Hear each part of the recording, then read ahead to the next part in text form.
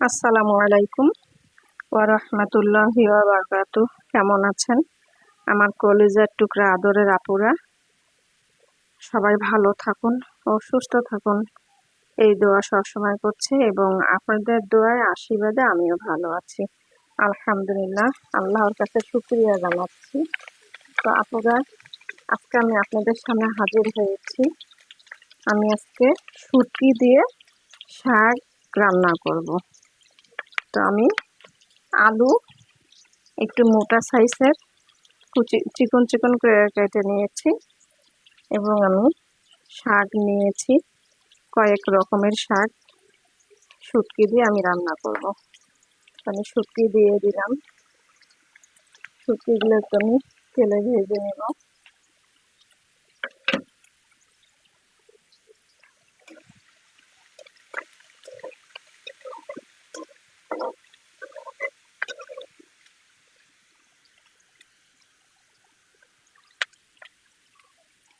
তো আমি শুটকিগুলো একটু তেলে ভেজে নিলাম। এবার আমি হলুদ দিয়ে দেব, হলুদ গুঁড়ো দিয়ে দিচ্ছি।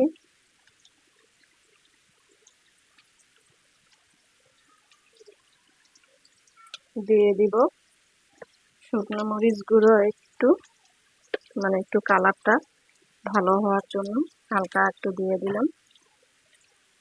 দিয়ে দিব একটু জিরা গুঁড়ো এবং পরিমাণ মতো লবণ।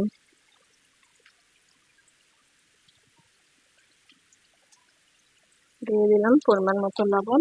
এবারে আমি একটু পানি দিয়ে শুটকিগুলো ভালো করে কষিয়ে নিব।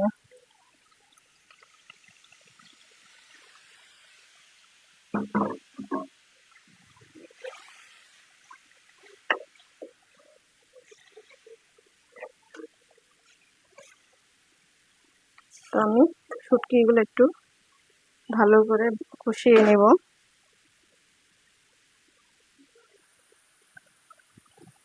শুটকিগুলো কষানো হয়ে গেছে। এবারে আমি আলু দিয়ে দিচ্ছি। আমি একটু মোটা সাইজের করে কেটে নিয়েছি।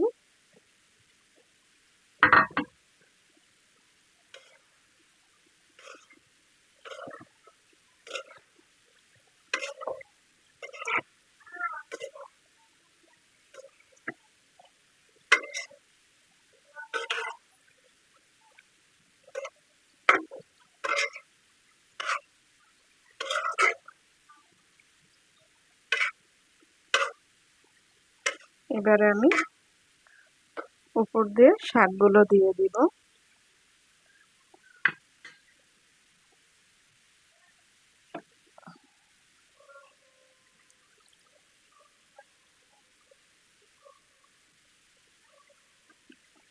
আপুরা, কয়েক রকমের শাক এইভাবে যদি আলু দিয়ে শুটকি দিয়ে রান্না করে খান, দেখবেন অনেক মজাদার হয় তরকারিটা, খেতে ভালোই লাগে।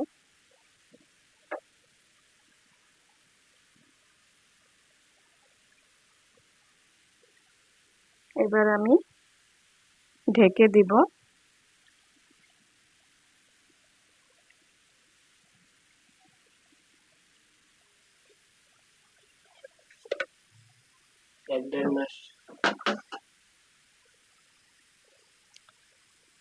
আপুরা দেখুন, শুটকি দিয়ে শাক রান্নাটা কি বলবো, যদি না রান্না করে খেয়ে দেখেন তাহলে আমি বোঝাতে পারবো না।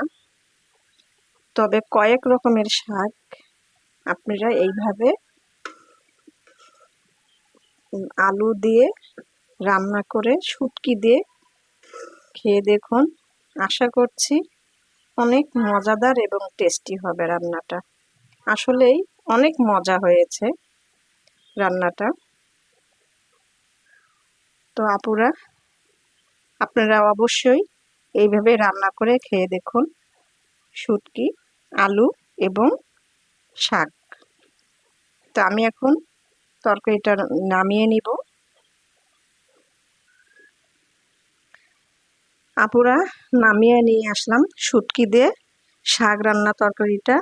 কেমন লেগেছে আপনাদের কাছে ভিডিওটি অবশ্যই আমাকে কমেন্টে জানাবেন। লাইক দিন, বেশি বেশি করে শেয়ার করুন। দোয়া চাই ছোট্ট রান্না করার চ্যানেলটিকে সাবস্ক্রাইব করতে একদমই ভুলবেন না। যারা নতুন আপুরা দেখছেন পাশে বেল বাটনটি ক্লিক করে ভিডিওর পাশেই থাকুন। সবাই ভালো থাকুন। আল্লাহ আপনাদের পরিবারকে নিয়ে সুস্থ রাখার তৌফিক দান করুন, এই দোয়া কামনা করে রেখে দিচ্ছি। আসসালামু আলাইকুম ওয়া রাহমাতুল্লাহি ওয়া বারাকাতুহু।